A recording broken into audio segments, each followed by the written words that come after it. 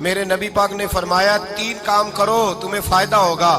حضرت عبدالرحمن ابن عوف فرماتے ہیں میں نے اس کا تجربہ کیا اس حدیث کا, اور آپ فرمایا کرتے تھے مجھے اللہ کی عزت کی قسم جو میرے نبی نے کہا حق اور سچی کہا ہے, حق اور سچ کا ہے. حضور سید عالم صلی اللہ علیہ وسلم نے فرمایا صدقہ دینے سے مال کم نہیں ہوتا. صدقہ دینے سے مال جی کیا کرنے سے, یہ وعدہ ہے نبی پاک کا. صدقہ دینے سے پیسے, اچھا بتائے نا جی مجھے 1000 میں سے 500 دے دیا تو باقی کتنے رہ گئے؟ تو حضور فرما رہے ہیں کم نہیں ہوتے. 1000 دے دیا تو باقی کتنا بچا؟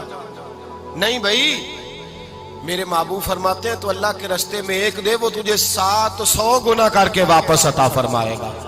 نبی پاک نے فرمایا صدقہ دینے سے مال کم نہیں ہوتا, اور فرمایا معذرت کرنے سے عزت میں کمی نہیں آتی. معذرت کرنے سے عزت میں کمی, اللہ اکبر, معذرت کرنے سے عزت میں کمی. اور حد کر دی میرے حبیب نے, فرمایا تو رب کی رضا کے لیے عاجزی کر, تیرے نبی کا وعدہ ہے اللہ تجھے عزت عطا فرما دے گا. تو جھک جا اللہ کی رضا, عاجزی اختیار کر, سادگی اختیار کر, سادگی عاجزی کر, تجھے اللہ 2 باتیں اس میں ارشاد, ایک معذرت کر غلطی ہو جائے, اور دوسرا پہلے عاجزی کی بات سنے. حضرت عمر بن عبدالعزیز بادشاہ تھے, سوئے ہوئے تھے, غلام بھی پاس آرام کر رہا تھا, مہمان بھی آئے تھے. غلام کی ڈیوٹی تھی ہر وقت حضرت کے پاس رہنا. اب سوئے ہوئے ہیں, دیر ہو گئی, غلام بیچارہ تھوڑا تھوڑا اونگ آتے آتے سو گیا. حضرت چراغ روشن تھا, کچھ لکھ رہے تھے, مہمان بیٹھا تھا, خادم سو گیا. اب چراغ نہ آہستہ آہستہ گل ہو گیا, بجھ گیا. حضرت اٹھے, بوڑھے آدمی تھے, چراغ صحیح کرنے. مہمان کہنے لگے حضور میں نہ کر دوں, میں نہ کر دوں. کہنے لگے نہیں تم مہمان ہو, مہمان سے خدمت نہیں لی جاتی. تو اس نے کہا غلام کو جگائیے. فرمانے لگے ابھی تو بیچارہ سویا ہے اور نیند سے بیدار کر دوں. خود گئے, اس میں تیل دوبارہ ڈالا, بتی ٹھیک کی, جلائی, واپس آ گئے. وہ مہمان, اب بادشاہ کا مہمان بھی تو کو بادشاہ ہی ہوگا نا. کہنے لگا حضور آپ اپنے کام خود کرتے ہیں, کیا لفظ ہے, کیا حسن ہے, اور 2 جملوں میں کیا تاثیر ہے.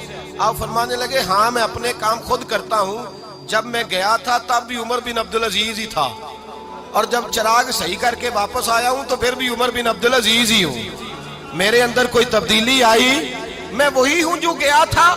حضرت سیدنا فاروق اعظم رضی اللہ تعالیٰ عنہ فرماتے میں بیٹھا تھا, اور ابھی 3 دن ہوئے تھے نبی پاک صلی اللہ علیہ وسلم کے وصال ظاہری کو. میں بیٹھا ہوا تھا, 2-3 بچیاں آ گئی, اور حضرت ابو بکر صدیق رضی اللہ تعالیٰ عنہ کے سامنے آ کے بیٹھ کے رونے لگی. جناب صدیق اکبر رضی اللہ تعالیٰ عنہ کا بچیوں روتی کیوں ہو؟ تو کہنے لگے آپ خلیفہ بن گئے ہیں. جب سے ہمارے ابا کا انتقال ہوا تھا ہمارا ذریعہ معاش یہ تھا کہ ہم نے بکریاں رکھی ہوئی تھی.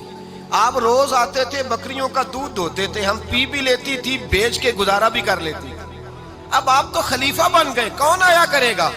تو حضرت ابو بکر صدیق فرمانے لگے تمہیں پتہ ہے جو خلیفہ ہوتا ہے وہ تو خادم ہوتا ہے قوم کا, میں آیا کروں گا. حضرت ابو بکر صدیق روزانہ اٹھتے عصر کے بعد اور جاتے, خلیفہ ہونے کے باوجود ان بچیوں کی بکریوں کو پکڑتے, دودھ دھوتے, ان کے گھر میں دے کے آتے.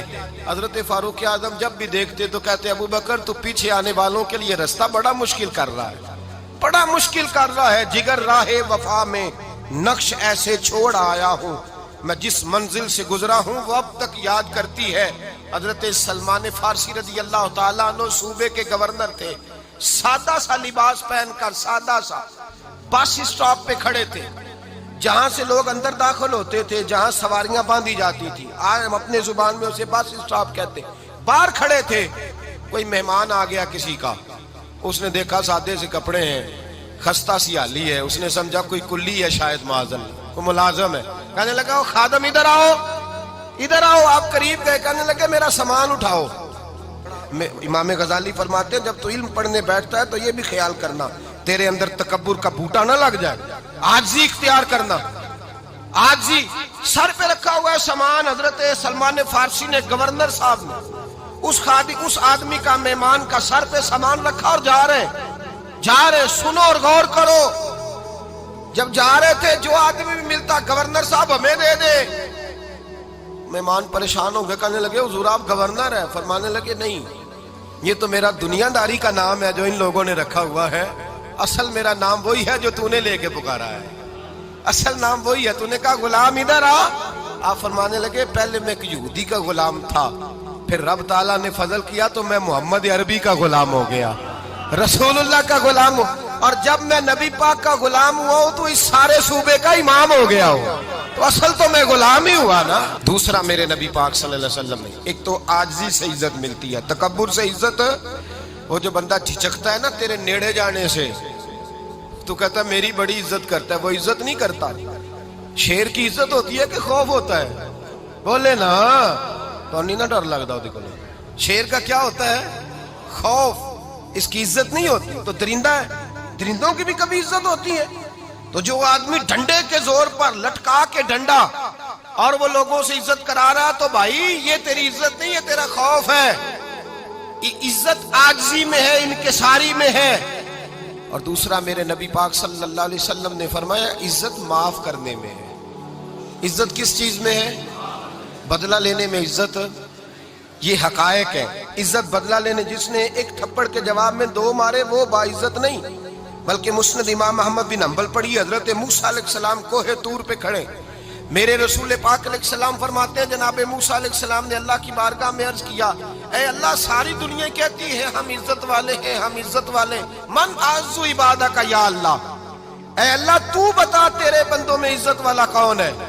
تو حضرت موسیٰ کہتے ہیں رب کریم نے فرمایا اذا قادرا غفارا، جس کے پاس بدلہ لینے کی طاقت ہو پھر بھی معاف کر دے وہ بڑی عزت والا ہوا کرتا ہے۔ جو اینٹ کے جواب میں پتھر مار سکتا ہو، جو گھولی کے جواب کے اندر مار سکتا ہو، جو گھولی کے جواب کے اندر 15 گولیاں مار سکتا ہو، لیکن معاف کر دے وہ بڑی عزت والا ہے۔ عزت والا ہے جو معاف کرے۔ حضرت فخر جہاں دہلوی بہت بڑے درویش تھے، سلسلہ عالیہ چشتیہ کا بہت بڑا نام، اور اس صوفی کے آپ حالات پڑھیں تو رب کریم نے بڑا ہی نوازا ہوا تھا۔ دلی کی جامع مسجد کے خطیب، اور ان کی کرامت یہ تھی کہ جو آدمی آ کے سامنے کھڑا ہوتا تھا نا اسے بتانا نہیں پڑتا تھا کہ میرے دل میں کیا ہے، بتانا نہیں پڑتا تھا۔ سامنے آ کے کھڑا ہوتا تھا تو حضرت ہاتھ اٹھاتے تھے، کہتے تھے اللہ یہ بے اولاد ہے، اسے اولاد عطا کر دے۔ دوسرا آ کے کھڑا ہوا، خوشی نہیں ہو رہی آپ کو؟